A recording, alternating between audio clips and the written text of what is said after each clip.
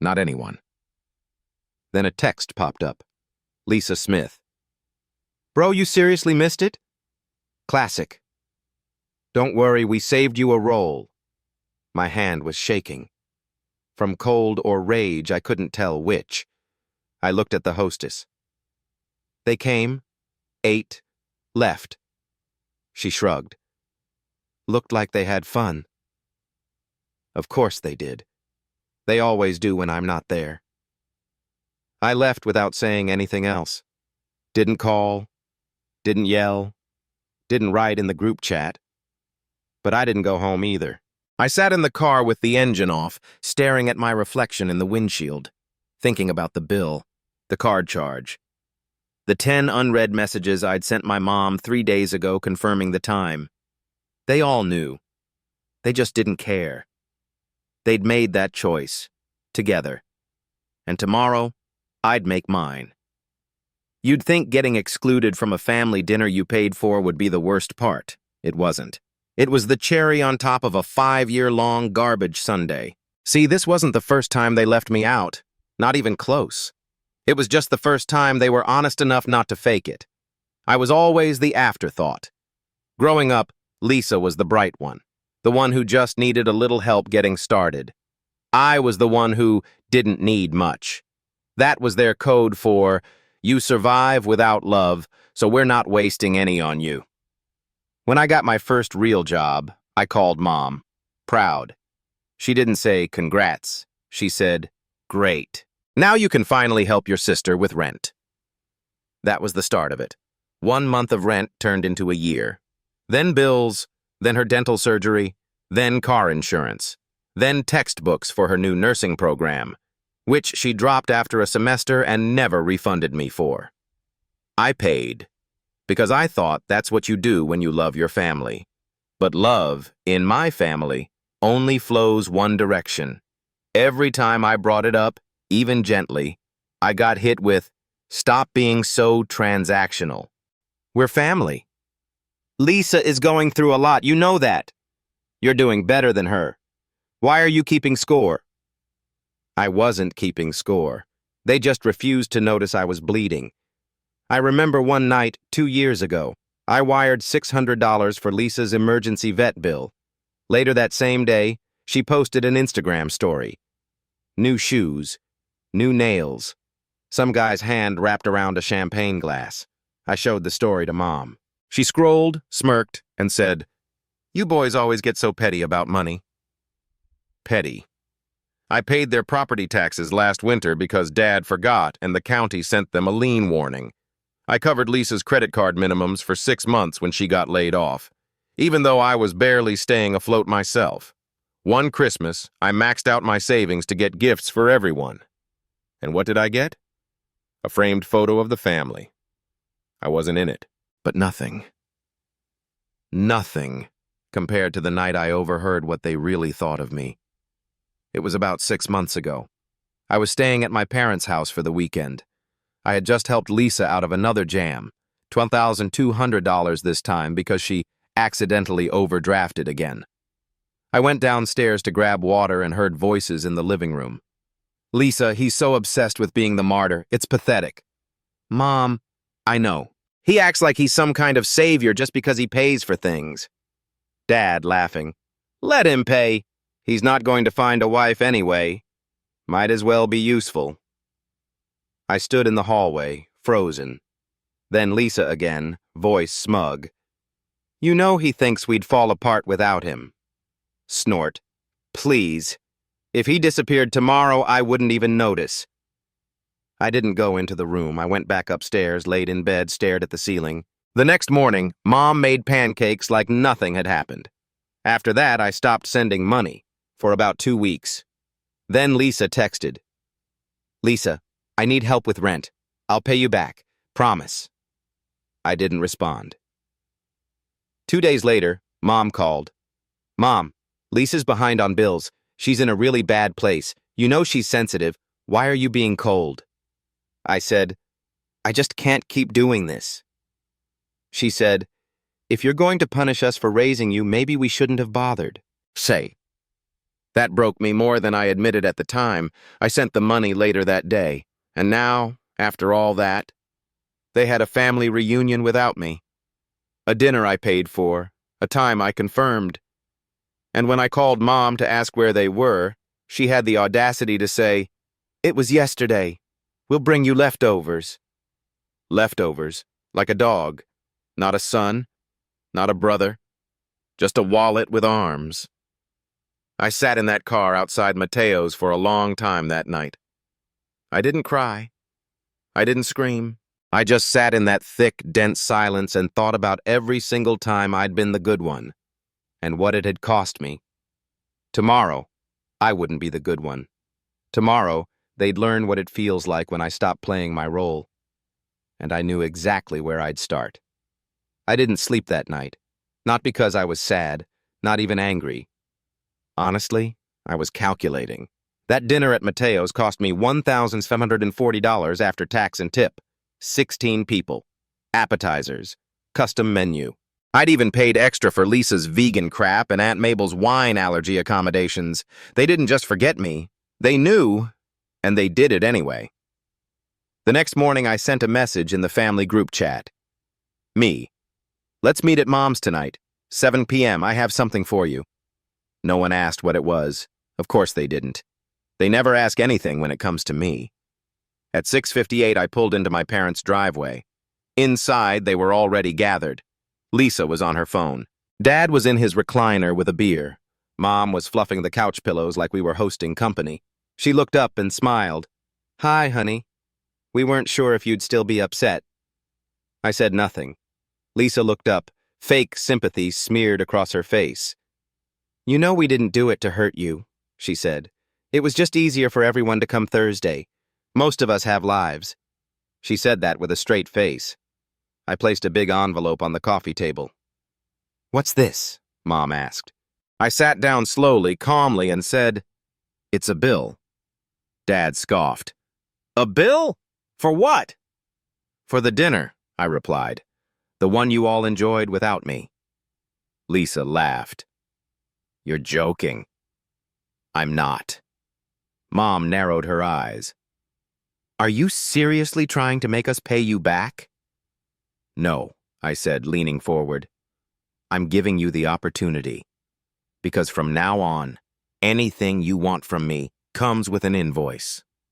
There was silence. Then Dad sat up straighter. "You need to drop this attitude, son. We're family, right?" I said, "Family? The same family that intentionally excluded me from a reunion I paid for? The same family that's drained me financially and emotionally for 5 years straight?" Lisa rolled her eyes. "Oh, come on. No one made you pay." That was the moment something in me finally snapped. I stood up. "You know what? Fine. Let's talk about what no one made me do." I pointed at Lisa. "I wasn't made to pay your rent for 2 years, or cover your overdraft fees, or replace your transmission." I turned to Mom. "I wasn't made to cover your back taxes, or pay for your birthday cruise when you said Dad forgot, or pick up groceries when you suddenly couldn't walk because of your knee."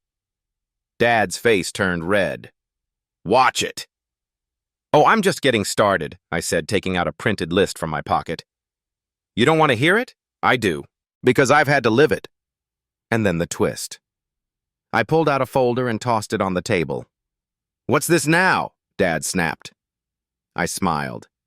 Documentation of every single transaction, every wire, every Venmo, every Cash App, every receipt. Lisa snorted. "Wow, you really are insane." "No," I said, dead calm. "I'm protected, because I filed a fraud report this morning. All of this," I tapped the folder, "is already in the system."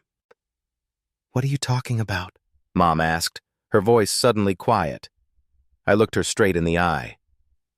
"Last week I found out someone used my name to open a new credit card. The same one that paid for a new iPhone and a spa package. The one Lisa posted about but claimed was a gift from a friend." Lisa froze. "I called the credit company. They're investigating it as identity theft. The address they gave them? Yours." Now she stood up. Are you kidding me? Nope, I said.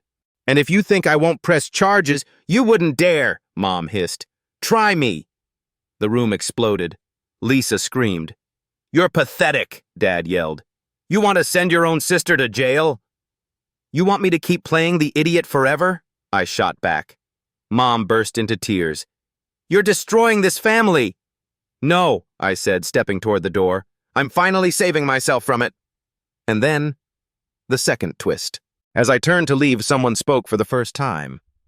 My cousin Luke, the quiet one. Barely says a word at family events. I'd like to pay my share, he said softly. Of the dinner, I mean. It's only fair. Everyone turned to him, stunned. He added, and I know I should have said something, but they did plan to exclude you. I was there when they joked about it. Said you'd be too dramatic. I'm sorry. I looked at him, and for the first time that night I smiled. Thanks. And then I walked out. They thought they could use me forever. But they forgot one thing. Even the quiet ones eventually speak. And when we do, we don't whisper. We call the cops. The next morning, at 8:17 a.m., my phone buzzed. Private number. I picked up. Hi, is this Harrison Spacey? Yes. This is Officer Reynolds, local precinct. We're currently following up on a report of financial fraud involving a credit card opened in your name. Your family was listed at the billing address. We'll be visiting the property today for a statement. I said nothing for a moment. Then, do you need me there? No, sir. You've done your part. We'll take it from here. I hung up and sat back in silence. For once, they'd open the door and find someone they couldn't gaslight. This time, I didn't have to speak. The police did it for me. I thought silence would bring peace. Instead, it brought chaos. They say when you remove the keystone from an arch, everything collapses. I wasn't the keystone. I was the whole foundation. And the second I stepped away, the house of cards came crashing down. The police visit wasn't subtle. According to a very long, very angry voicemail from Mom, they came at 7:45 a.m. while she was still in her robe, and Dad hadn't even had his coffee yet. 2 officers, one male, one female, politely professional but direct. We're following up on an identity theft claim. The credit card was opened in your son's name. It was used for over $4,000 worth of purchases tied to this address. We need to know who had access. Mom's response. There must be some mistake. We're a good family. Classic. They asked to speak with everyone in the household. Lisa tried to leave mid-conversation, saying she had work. The officers asked her to stay. She cracked within 5 minutes. It wasn't even fraud. He always helps. I thought he wouldn't mind. Mom jumped in. She's under stress. She didn't mean it. But it was too late. The officer wrote everything down, recorded it, even asked to see Lisa's phone. That's when it got worse. They found text messages from Lisa to a friend. Use my bro's info against Spa Day on him, IDC. He's such a pushover, he won't even notice. It wasn't just fraud, it was premeditated, and it was proof. That same day, I got a call from a detective assigned to the case. We have enough to move forward with charges. Would you like to proceed formally? I asked him to give me a day. That evening, my phone blew up. 27 missed calls, 41 messages. Mom, Harrison, please, we need to talk. It was just a mistake. She panicked. She's still your sister. Dad, you don't want to destroy her life over this. Lisa, you selfish guy. I'll lose my job, my apartment. You're doing this to your own family. Funny how no one cared when I was losing pieces of myself for them. I waited a day. Then I called the detective back. Can we pause the formal charge temporarily? He agreed, but he made it clear. This doesn't go away. It just waits. That's when Mom made her move. She called me, voice soft like silk over a blade. If you really want to fix things, Come to the house. Let's talk. Face to face. Against my better judgment, I went. The second I stepped in, I regretted it. Lisa was on the couch with a blanket over her, like she was the victim. Mom had the worried matriarch look down to a science. Dad didn't even get up. "We just want to heal," Mom said. "We?" I asked. "We know you're hurt, but this is tearing the family apart." "No," I said. "Lisa did that." Lisa's voice cracked. "I didn't think you'd actually go to the cops. Who does that?" "Someone who's been pushed far enough," I replied. Mom reached for my hand. "Let's make this go away. We'll pay it back. You don't need the police." "Funny," I said, "because you didn't offer that before they showed up." She pulled away like I slapped her. Dad finally spoke. "You're not perfect either. You think this makes you some kind of hero?" I looked him in the eye. "No, it makes me free." And then I left. Again. This time for good. A week passed. I got another call from the detective. "We received a payment for the charges, marked anonymous, but it came from a joint account under your parents' names. Would you like to press charges anyway?" I thought for a long time. Then I said, "No." But then I added, "Not this time. But I want it on record. If she ever touches anything with my name again, I want her charged." He agreed and I hung up. And just like that, I was done with them. No more money, no more guilt. No more walking into rooms where I was invisible until someone needed their phone bill paid. A new start. I moved out of state 2 weeks later. Small town, quiet, friendly landlord, rent half what I paid back home. I spent my first weekend assembling IKEA furniture and listening to old music I hadn't played since college. I went grocery shopping and bought what I liked. I sat on my own couch with coffee and a book, and no one knocked asking for help. And for the first time in a decade, I realized I wasn't responsible for anyone but me. But here's the kicker. 3 weeks into my new life, I got a letter. Handwritten. No return address. Inside, a folded piece of paper and a check. The paper said, "I don't expect you to forgive me, but thank you for doing what I never had the courage to. Luke." The check was for half the Mateo's bill. I smiled. He didn't owe me anything. But he got it. The rest of them? I never heard from them again. Not for my birthday, not for Christmas, not even when Dad had surgery later that year. I only found out through a distant cousin's Facebook post. And you know what? Good. They'd finally learned what it was like to live without me, and I'd finally learned to live without them. People say, blood is thicker than water, and they forget the second half of that quote. But it's the blood of the covenant that's thicker than the water of the womb. In other words, chosen loyalty matters more than shared DNA.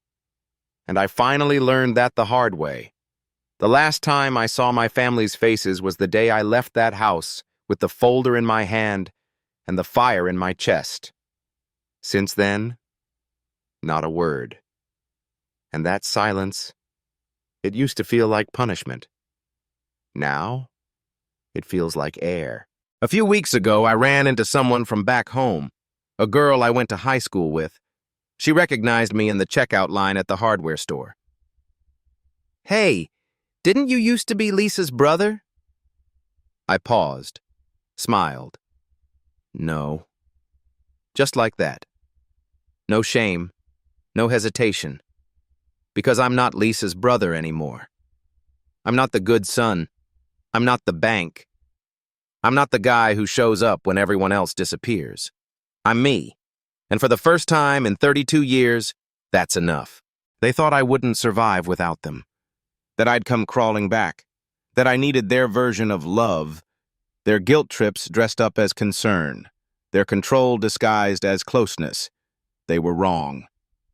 I don't need Sunday dinners where I sit in silence while they toast themselves.